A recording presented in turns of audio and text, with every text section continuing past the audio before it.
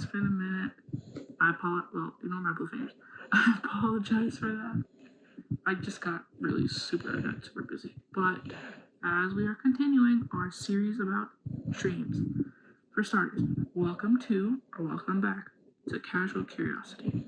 Last week, as I was about to say, I made a video about dreams. If you haven't watched that video, you should. But anyways, I mentioned in that video that I was going to be talking about nightmares. And this video is going to be, just a warning, this video is going to be a lot briefer because I gotta get many videos out to you guys. I'm a bit behind, but I want to make sure you guys have proper content. Anyway, having said that, our next topic of discussion today is nightmares. Whoa, voice crack, guys. Sorry. I'm sure you've had at least one. Maybe some of you might have recurring ones. I feel bad. Sorry about that. That must be awful. I have a few myself. I don't remember them too vividly, but they're somewhere in my brain. Anyway, let's get into it. Disclaimer, I don't know if I need to do this. I'll be delving into possibly sensitive topics. So if you're uncomfortable with discussions of that nature, I suggest clicking off, coming back later. Be better for you. That'll be something. But if you want to just deal with it, that's perfectly fine. As always, I would start off with the definition, the textbook scientific definition. Nightmares are an episode during the REM stage of sleep when you have rapid eye movement. That's what REM is, REM stage of sleep. They often result in abrupt, you wake up. That's why you wake up and usually, cold sweats and stuff like that. And nightmares are often terrifying, vividly remembered, and you're often disoriented disoriented sort of, and semi-alert after waking up from a nightmare. You typically remember it quite well in comparison to a dream.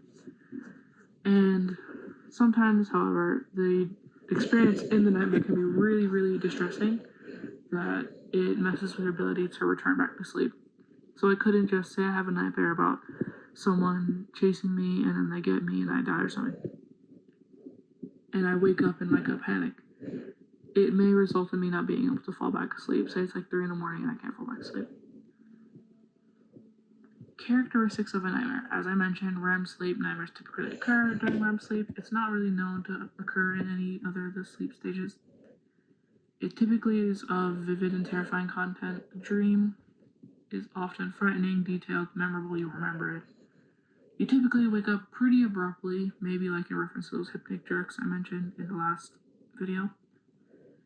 And you're often really well oriented. I know that kind of contradicts what I said earlier. I misspoke. You're often very oriented and very alert because there's remnants of paranoia. Again, the dream is really upsetting. It translates to you being really fearful, really anxious, sometimes even sadness, and it can make it difficult to fall back to sleep. And then, as I said, one of my more briefer videos, there has been statistics that say most people, I would say most people, you don't often experience a nightmare. Some people, however, have reoccurring ones that are usually of the same content.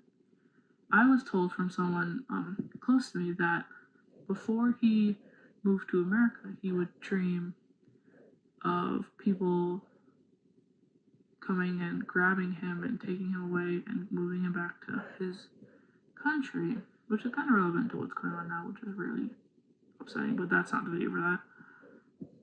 And he said it didn't stop until he was able to be confirmed as a citizen, and I was like, damn. Because nightmares typically are composed of things that may happen in your life, with loved ones or with certain stressors and stuff like that. And let me go back to my statistics. According to a study that was published in 2018 by the Journal of Clinical Sleep Medicine, a resource I found online, certified, just to clarify, it stated that most participants in the study that they had done, most people said, okay, I have occasional nightmares, maybe once a month, maybe, or not even once a month, sometimes just 0, flat out nothing. And then some reported having multiple, like 5, not 5, more like 3 to 4 maybe a week. That's almost half of the week you have each night going crazy. Not crazy, but anxious and fearful and afraid. And then, as I said, one of my more recent videos, because I want to get content going for you guys. You might know this outfit might remain the same, might remain the same. It's kind of because I'm recording these kind of consecutively. Sort of, yeah. I might change it up, make it a little special. But we will see with the time I have. Anyway, having said that, that'll be the end of our discussion. As I said, brief, sorry. I would have liked to have spoken more, but with certain time constraints, I kind of got to get everything together. In the future, I will be more scheduled and be more promptly with my videos. But again, just starting out, trying to learn how to do this properly. But like I said, that'll be our end of our discussion about nightmares. I hope you learned something. Anyways, next episode, as you'll see, I'm probably going to upload all the videos at the same time. So, overflow of content. You have one for a month. One for every week of the month. But, anyways, next episode will be sleep paralysis. I've never experienced that. If you have, maybe describe your experience in the video, of the comments of the video when I post it. Yeah.